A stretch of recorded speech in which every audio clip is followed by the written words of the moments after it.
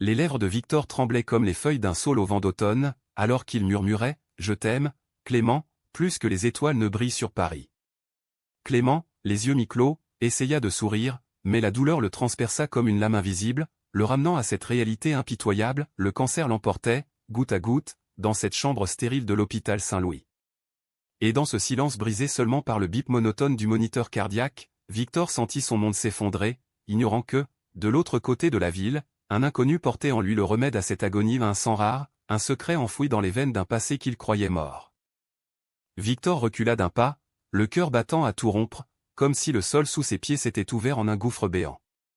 La pièce, imprégnée d'une odeur âcre d'antiseptique et de fleurs flétries, semblait rétrécir autour de lui. Clément, son mari depuis 10 ans, gisait là, frêle silhouette sous les draps blancs, ses cheveux noirs autrefois si rebelles maintenant collés à son front moite de sueur. Il s'était aimé d'une passion qui défiait les lois du ciel et de la terre, dans les ruelles pavées de Montmartre, sous les ponts de la Seine où les lumières de la ville dansaient comme des promesses éternelles. Mais le destin, ce traître impitoyable, avait décidé autrement. Le diagnostic était tombé comme un coup près il y a 6 mois, leucémie aiguë, groupe sanguin AB, ce fluide vital si rare qu'il était une malédiction autant qu'un espoir fugace. « Reste avec moi, Victor », avait murmuré Clément plus tôt ce matin-là, sa voix un fil ténu prêt à se rompre. Victor avait serré sa main, les jointures blanchies par l'effort, jurant intérieurement de défier la mort elle-même.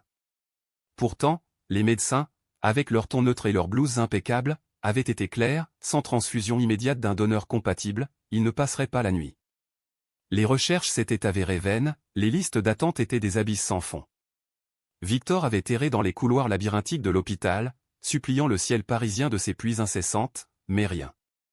Absolument rien. Maintenant, assis sur le bord du lit, Victor laissait les souvenirs l'envahir comme une marée montante. Il s'était rencontré par un de ces hasards que la vie réserve aux âmes affamées d'amour. C'était l'été 2015, lors de la marche des fiertés, cette explosion de couleurs et de cris de joie qui balayait les Champs-Élysées. Victor, alors un jeune architecte de 28 ans originaire de Lyon, fraîchement débarqué à Paris pour fuir un coming-out familial houleux, s'était retrouvé coincé dans la foule, un cocktail à la main, riant nerveusement de sa propre audace. Clément, 30 ans, professeur d'histoire à la Sorbonne, aux yeux verts perçants et au sourire qui pouvait faire fondre la tour Eiffel, l'avait bousculé par accident. Où était-ce le destin? Et avait renversé son verre sur sa chemise blanche immaculée. « Pardonnez-moi, monsieur », avait lancé Clément, son accent du sud de la France chantant comme une sérénade. Victor, au lieu de s'énerver, avait ri, un rire libérateur qui avait brisé la glace de sa solitude. « Seulement si vous m'offrez un autre verre », avait-il répliqué, osant pour la première fois planter son regard dans celui d'un inconnu avec une telle intensité. Ils avaient passé la nuit à errer dans les bars du Marais, à partager des histoires de cœurs brisés et de rêves inavoués, à danser sous les néons roses jusqu'à ce que l'aube les surprenne, enlacés sur un banc du jardin des Tuileries. Leur amour avait fleuri comme une rose sauvage, imprévisible et envoûtante. Ils s'étaient mariés 2 ans plus tard, lors d'une cérémonie intime à la mairie du 4e arrondissement, entourés d'amis qui les acclamaient comme des héros d'une tragédie grecque heureuse. Victor avait conçu leur appartement rue des Abbesses comme un sanctuaire, mur crème orné de photos en noir et blanc, un lit king size où ils s'enlaçaient chaque nuit, et une petite terrasse donnant sur les toits de Paris, où ils sirotaient du vin rouge en contemplant les étoiles. Clément, avec sa passion pour l'histoire, leur racontait des anecdotes sur les amours interdites de jadis. Oscar Wilde, Verlaine et Rimbaud, et Victor, pragmatique mais éperdument romantique, traçaient des plans pour un avenir où leur bonheur défierait le temps. Mais les ombres s'étaient insinuées sournoisement. Au début, ce n'était que des migraines fugaces pour Clément, des fatigues qu'il attribuait à ses nuits passées à corriger des copies. Puis les bleus inexplicables, les infections récurrentes. Le verdict avait transformé leur nid en prison dorée. Victor avait tout sacrifié, son cabinet d'architecture florissant, ses amis, même ses propres rêves d'un voyage en Italie. Il veillait au chevet de Clément jour et nuit, cuisinant des bouillons légers, lisant à voix haute des passages de Proust pour apaiser les crises. Pourtant, au fond de lui, une culpabilité rongeante le minait. Car Clément n'avait pas toujours été fidèle. 5 ans plus tôt, lors d'une conférence à Berlin, il avait cédé à la tentation d'un collègue, une nuit d'ivresse et de regrets qui avait failli les détruire. Victor l'avait appris par un email anonyme, une photo floue envoyée par un rival jaloux. La trahison l'avait frappé comme un coup de poignard, le laissant saigner en silence pendant des mois. Ils s'étaient disputés violemment, dans leur appartement au mur qui semblait se refermer sur eux. « Comment as-tu pu » avait hurlé Victor, les larmes coulant comme la pluie d'octobre sur les fenêtres. Clément, brisé, avait avoué tout, la solitude des voyages, la peur de vieillir, l'attraction fatale d'un corps jeune et inconnu. Mais il avait juré que c'était une erreur, un écart sans lendemain, et Victor, malgré la douleur, avait choisi le pardon. Car l'amour, cet océan tumultueux, ne se mesure pas en fidélités impeccables, mais en la capacité à renaître des cendres. Depuis lors, leur lien s'était renforcé, forgé dans le feu de l'adversité. Clément avait promis de ne plus jamais trahir cette confiance fragile, et Victor avait appris à guérir, à transformer la jalousie en une tendresse plus profonde. Ils avaient voyagé en Provence l'été suivant, main dans la main sous les champs de lavande, redécouvrant la saveur de leur premier baiser. Mais maintenant, face à la mort qui rôdait, ces souvenirs étaient des poignards à double tranchant, ils guérissaient et ils blessaient à la fois. Le bip du moniteur s'accéléra soudain, tirant Victor de sa rêverie. Clément s'agita, son visage crispé par une nouvelle vague de souffrance. « Victor » souffla-t-il, sa voix un murmure rauque. L'infirmière entra en trombe, ajustant les perfusions avec une efficacité professionnelle qui masquait à peine sa compassion. « Il a besoin de repos » dit-elle doucement, posant une main sur l'épaule de Victor.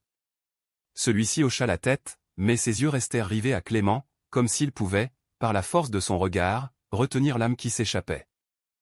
Dehors, la nuit tombait sur Paris comme un voile de velours noir. Les lumières de la ville scintillaient au loin, indifférentes à ce drame intime. Victor sortit fumer une cigarette interdite dans la cour de l'hôpital, le froid mordant sa peau comme un reproche. Il pensa à appeler sa sœur à Lyon, mais les mots lui manquaient. Au lieu de cela, il ferma les yeux et imagina un monde où Clément survivait, où il dansait à nouveau sous la pluie, libre et entier. Mais la réalité le rattrapa vite, le temps s'écoulait, inexorable, et avec lui, l'espoir. C'est alors qu'un bruit de pas le fit sursauter. Un homme s'approcha, silhouette élancée enveloppée dans un manteau sombre, le visage partiellement masqué par l'ombre d'un chapeau. « Monsieur » dit-il d'une voix grave, teintée d'un accent qu'il ne reconnut pas immédiatement à américain, peut-être, avec une pointe d'hésitation. Victor leva les yeux, méfiant. « Oui. » L'inconnu hésita, fouillant dans sa poche. « Je crois que je peux vous aider. Pour votre mari. J'ai entendu parler de son groupe sanguin. AB. C'est le mien aussi. » Le cœur de Victor manqua un battement. Était-ce un mirage, un cadeau du ciel au milieu de l'enfer? Ou le début d'une tempête plus grande encore? Il n'en savait rien, mais pour la première fois depuis des semaines, une étincelle d'espoir vacilla dans la nuit parisienne. L'inconnu s'appelait Alexandre, un nom qui sonnait comme un écho lointain dans l'esprit de Victor, bien qu'il ne pût le placer.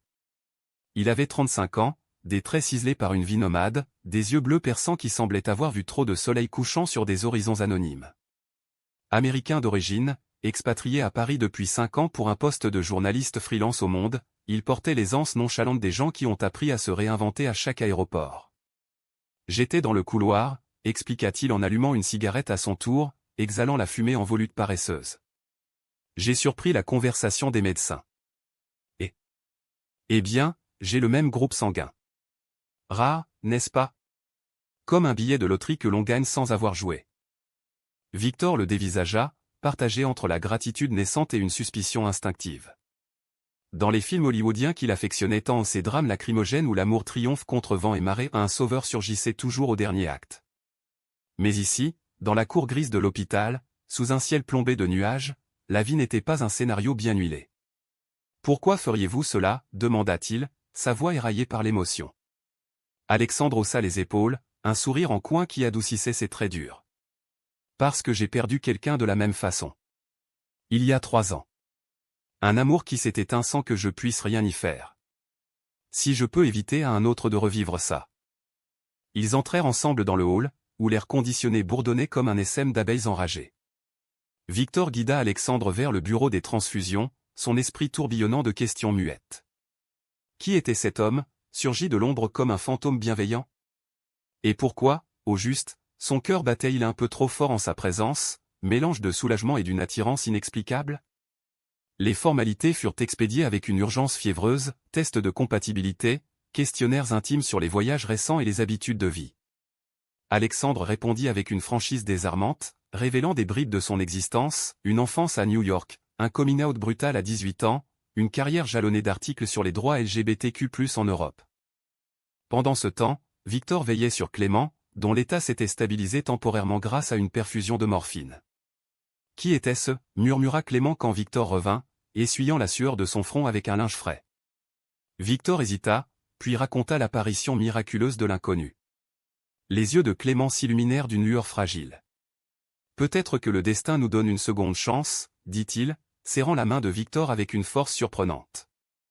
Ils s'embrassèrent alors, un baiser lent et profond, chargé de tous les « je t'aime » non dits, de toutes les nuits où le corps de l'un avait été le refuge de l'autre contre les tempêtes du monde. La transfusion eut lieu à l'aube, sous un ciel qui rosissait timidement au-dessus des toits haussmanniens. Alexandre s'allongea sur le lit adjacent à celui de Clément, une aiguille reliant leurs veines comme un pont entre deux âmes égarées.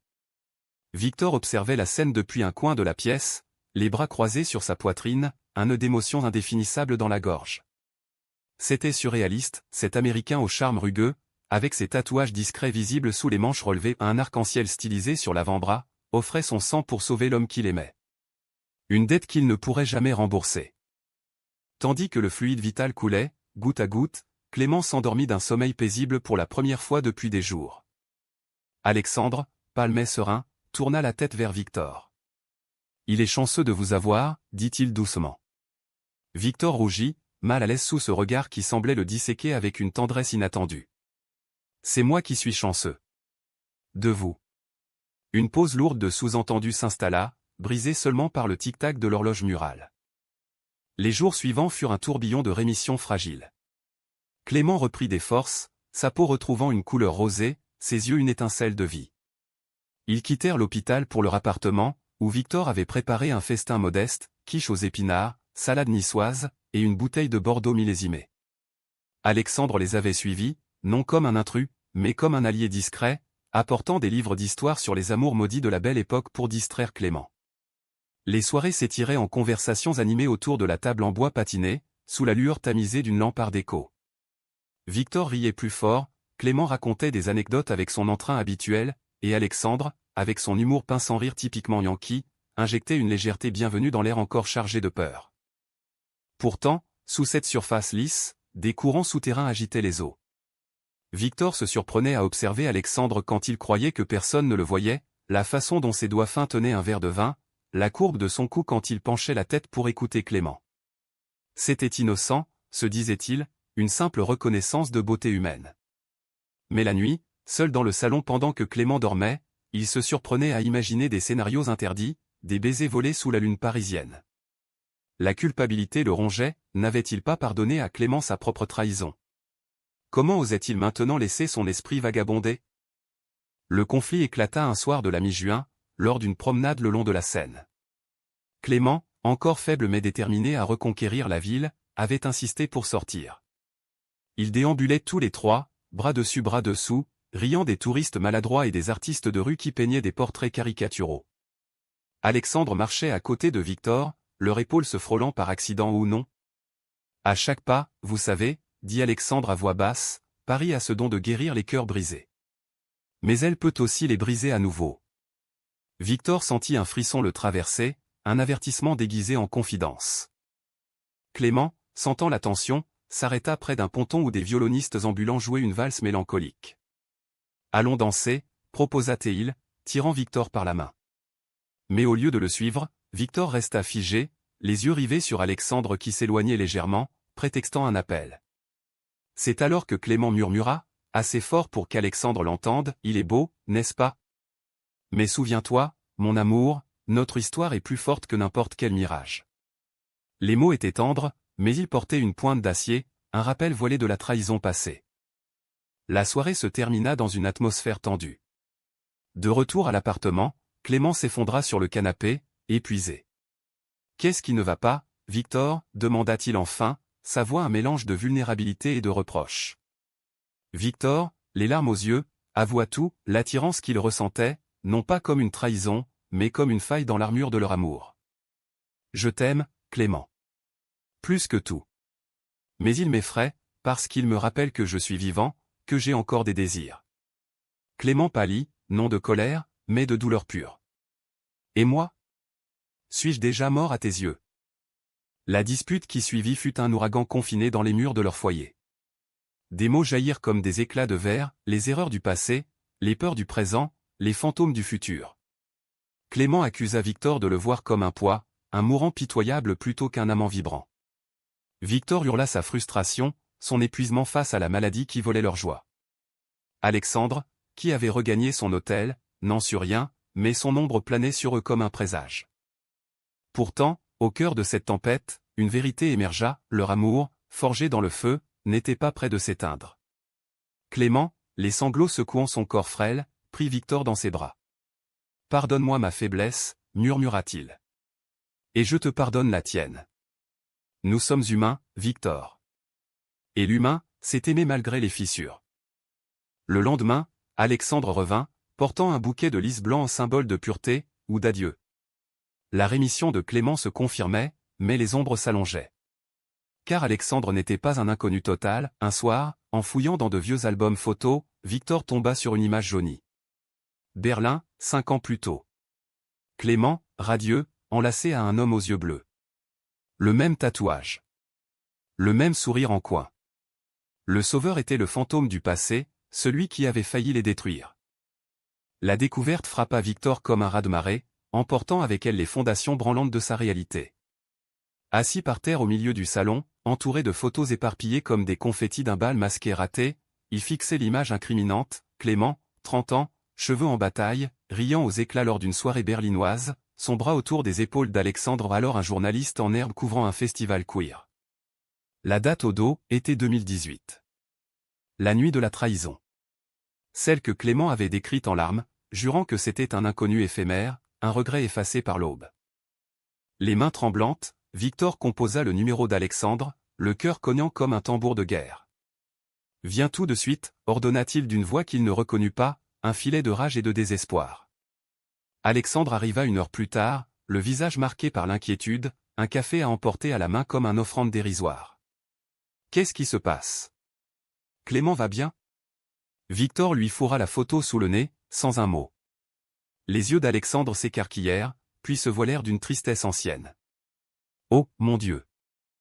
Ils s'assirent à la table de la cuisine, la même où ils avaient partagé tant de repas joyeux. Clément dormait encore dans la chambre, inconscient du cataclysme qui se préparait. Alexandre raconta tout, d'une voix basse et mesurée, comme s'il récitait un article trop personnel pour être publié. Il avait rencontré Clément lors d'une conférence sur l'histoire des mouvements gays en Europe de l'Est.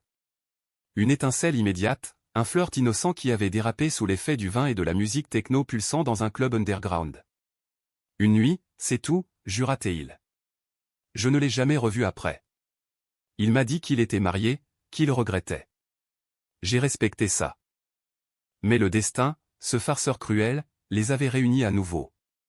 Alexandre avait atterri à Paris pour un reportage sur les hôpitaux publics et le sida, ironie du sort. Entendant par hasard l'urgence pour un donneur AB à Saint-Louis, il avait reconnu le nom de Clément dans les murmures des infirmières, un nom gravé dans sa mémoire comme une cicatrice.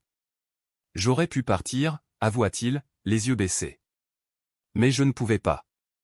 Pas après avoir perdu mon propre partenaire. Victor écouta, le ventre noué par un cocktail de fureur et de pitié. Comment la vie pouvait-elle tisser des toiles si complexes, reliant les amours passés aux présents agonisants? Il réveilla Clément avec douceur, le guidant vers la cuisine comme un enfant somnambule. « Regarde », dit-il simplement, posant la photo entre eux. Le visage de Clément se décomposa, passant du sommeil à l'horreur en un battement de cils. « Victor.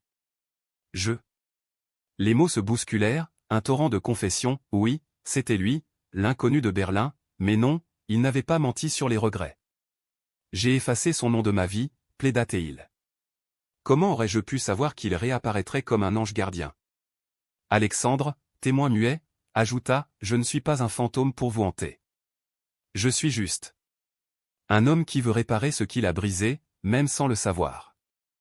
La confrontation dura des heures, un théâtre des âmes où les rôles s'inversaient sans cesse.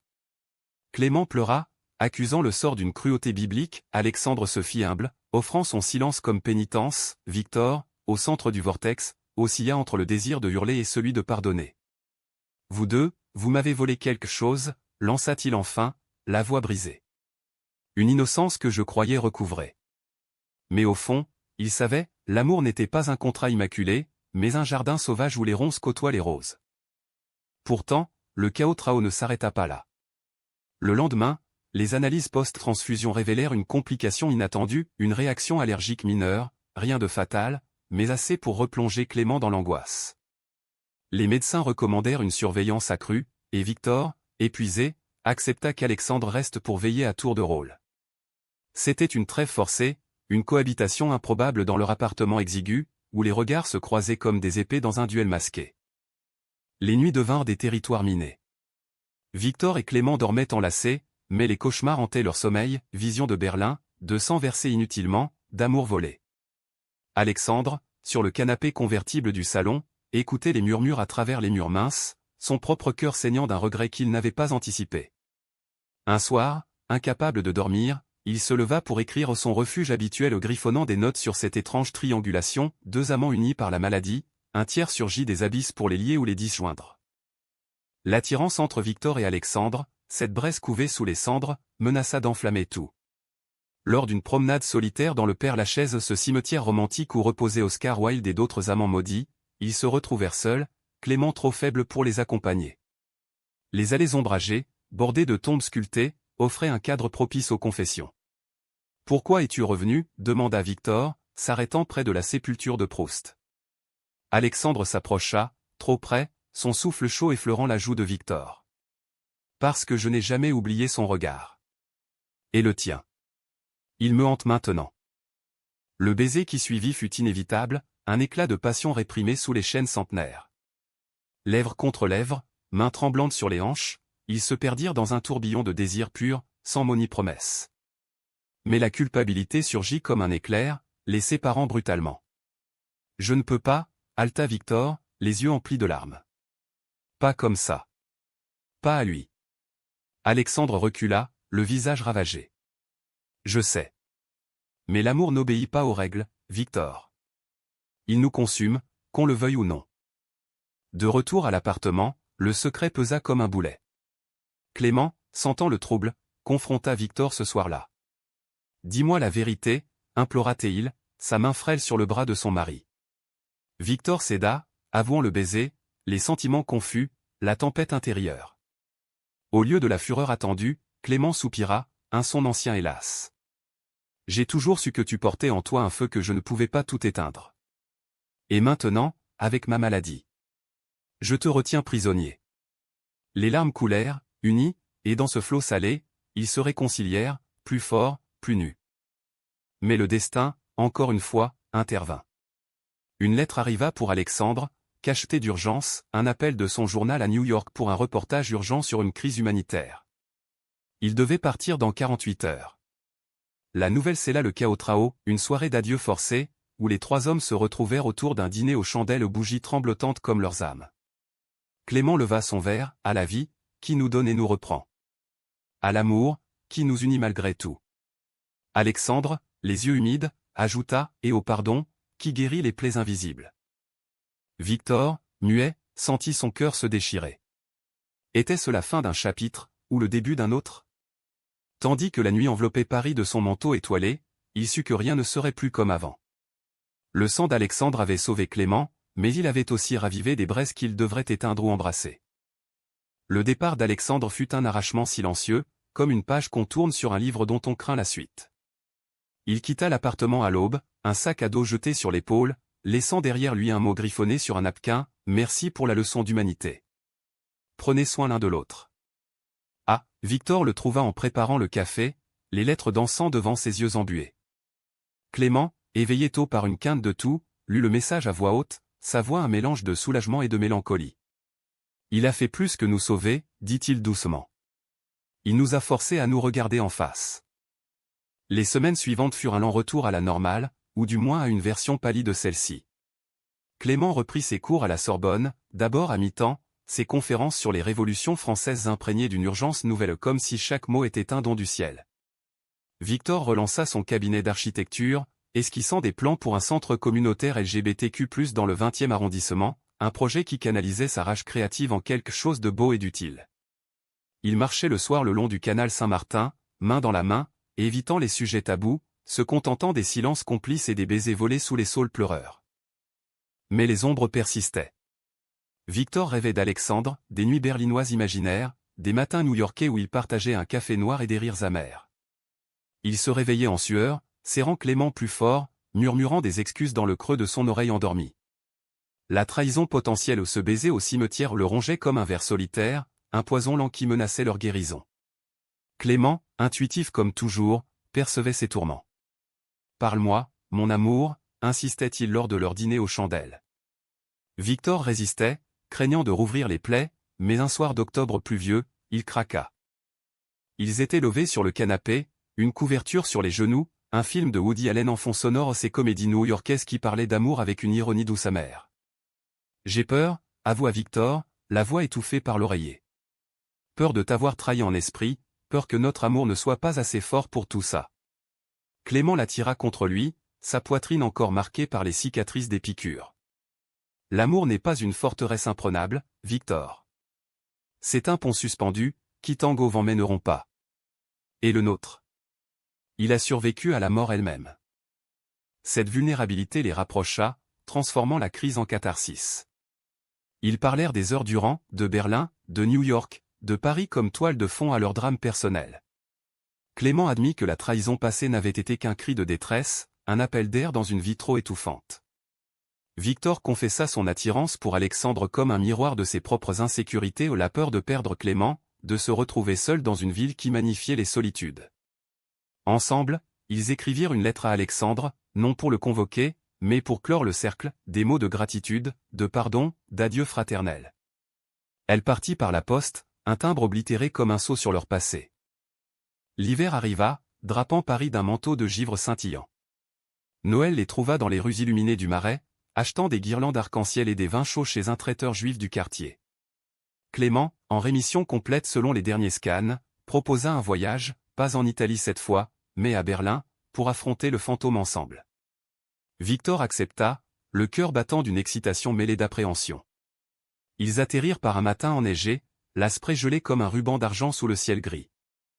La ville les accueillit avec sa froideur berlinoise, un mélange de béton brut et de néon flamboyant. Ils visitèrent le club où tout avait commencé, un antre underground aux murs tagués, où la musique pulsait encore comme un cœur affolé.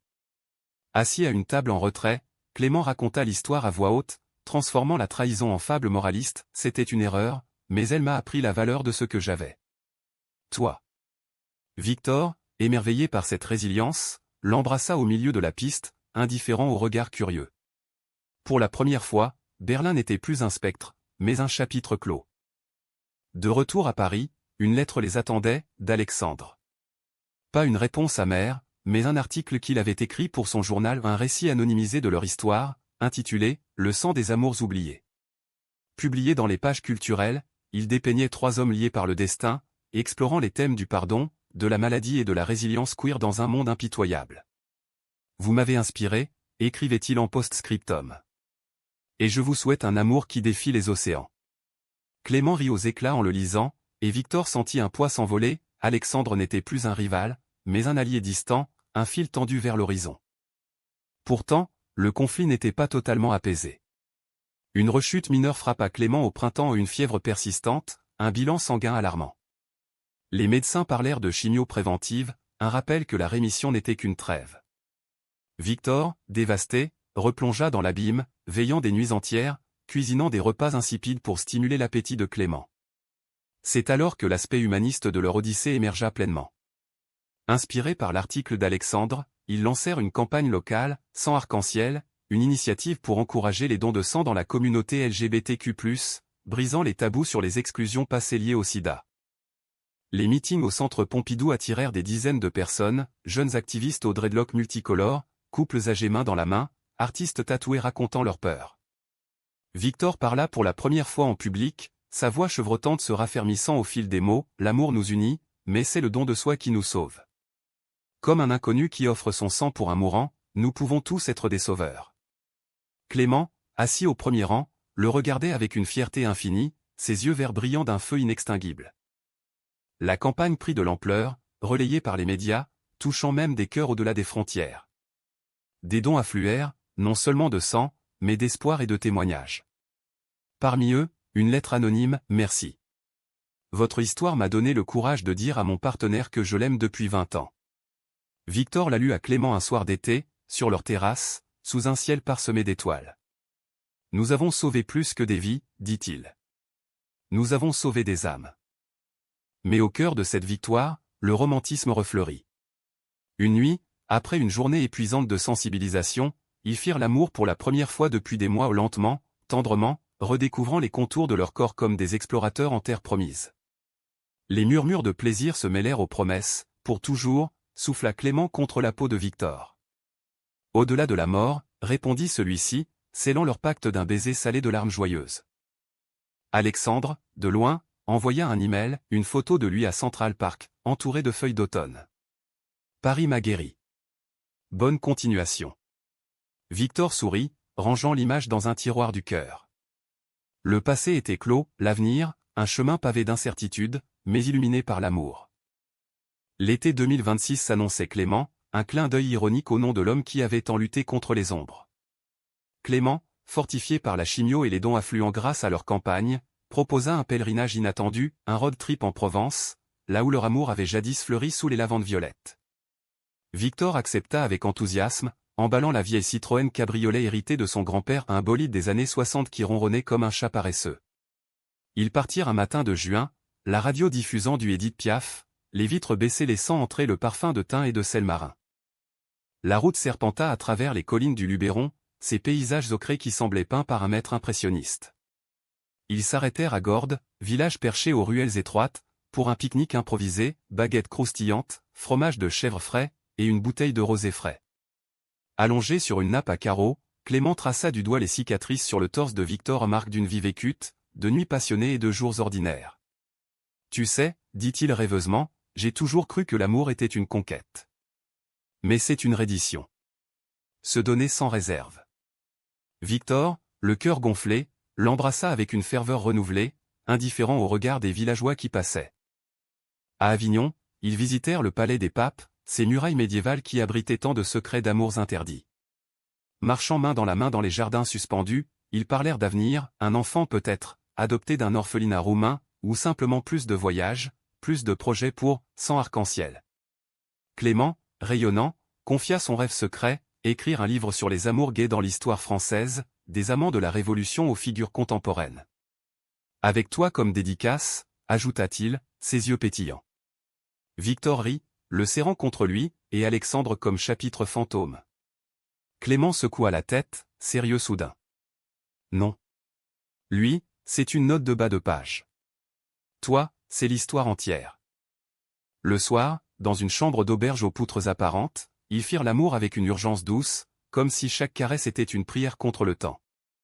Les corps entrelacés, la sueur perlant sur la peau, ils atteignirent l'extase en un cœur muet, puis restèrent enlacés jusqu'au matin, écoutant le chant des cigales comme une berceuse éternelle. De retour à Paris, la vie reprit son cours, enrichie de ces moments volés. La campagne, sans arc-en-ciel, devint nationale, inaugurant des centres de dons mobiles dans les grandes villes, avec des témoignages émouvants projetés sur des écrans, couples sauvés, familles réunies, vie prolongée. Victor fut invité à une conférence TEDx à la Gaieté Lyrique, où il raconta leur odyssée sans phare, la maladie, la trahison, le sauveur inattendu, le pardon comme acte radical d'amour. Le public, conquis, applaudit debout, des larmes coulant librement. Clément, dans les coulisses, l'attendait avec un bouquet de marguerites, mon héros. Mais le destin, fidèle à sa nature imprévisible, réservait une dernière épreuve. Lors d'un contrôle de routine en septembre, les médecins détectèrent une récidive précoce, un nuage au radar, pas encore un orage. Clément, stoïque, affronta le diagnostic avec une grâce qui brisa le cœur de Victor. Ce n'est pas la fin, assura-t-il. C'est juste un chapitre de plus. Ils optèrent pour un traitement expérimental, financé par les fonds levés par leur association, et Clément entra en clinique pour une série d'injections. Les jours qui suivirent furent un kaléidoscope d'émotions, peur viscérale, rire forcé pour chasser les démons, nuit où Victor dormait à l'hôpital sur un fauteuil inconfortable, tenant la main de Clément comme un talisman. Alexandre, apprenant la nouvelle par un email collectif, envoya un colis, un livre rare sur les amours platoniques de l'Antiquité grecque, avec une note, pour les âmes sœurs qui transcendent le sang. Courage. Victor sourit à travers ses larmes, le cercle se refermait, pacifié. Au milieu de cette tourmente, un miracle se produisit. Le traitement fonctionna au-delà des espérances, la récidive recula, les marqueurs sanguins plongèrent en territoire sain. Les médecins parlèrent de « rémission durable », un horizon clair après tant de brume. Clément sortit de la clinique un matin d'octobre ensoleillé, marchant d'un pas ferme vers Victor qui l'attendait avec la Citroën. « Allons célébrer », dit-il, et ils filèrent vers la côte normande, où la mer du Nord rugissait comme un hymne à la vie. Sur la plage de Deauville, pieds nus dans le sable froid, ils renouvelèrent leurs vœux au non devant un mer, mais face à l'océan infini. « Je t'aime, Victor, dans la maladie et la santé, dans la trahison et le pardon, dans la vie et au-delà. » Victor, la voix rauque d'émotion, répondit « Et je t'aime, Clément, comme Paris aime la Seine, éternellement, tumultueusement, inaltérablement. » Leur histoire ne se termina pas en apothéose hollywoodienne au pas de fondu au noir avec des rires triomphants. Non, elle se poursuivit en notes discrètes, humanistes, des dîners avec des amis rescapés du sida, des ateliers d'écriture où Clément lisait ses chapitres naissants, des promenades où Victor esquissait des plans pour des maisons ouvertes à tous les amours. Alexandre, de temps à autre, envoyait des nouvelles, un article sur les droits trans aux États-Unis, une invitation à un festival queer à Berlin qu'ils déclinèrent poliment. Un soir de printemps, 2 ans après le miracle du sang, ils reçurent une invitation surprise, le mariage d'Alexandre, à New York, avec un partenaire rencontré lors d'un reportage en Afrique. Ils y allèrent, main dans la main, assistant à la cérémonie sur les berges de l'Hudson, où les feux d'artifice éclataient comme des promesses. Alexandre, rayonnant dans son smoking, les serra dans ses bras, « Vous êtes ma famille élue. » Clément murmura à Victor, « Regarde-le. Il a trouvé son port. Comme nous. » De retour à Paris, leur amour, affiné par les épreuves, fleurit en une sérénité profonde. Ils adoptèrent un chat errant, un mâle gris aux yeux verts, prénommé sans rire des ironies du sort. Clément acheva son livre, dédié à Victor, Mon sang, mon âme, et Victor construisit le centre communautaire, un phare pour les âmes en quête d'amour authentique. Ainsi, dans la ville des Lumières, où les amours naissent et meurent sous les ponts éternels, Victor et Clément vécurent non pas heureux pour toujours, mais pleinement, humainement, dans la danse perpétuelle de la joie et de la douleur. Car l'amour véritable n'est pas l'absence de tempête, mais la force de naviguer ensemble, main dans la main, vers l'horizon inconnu.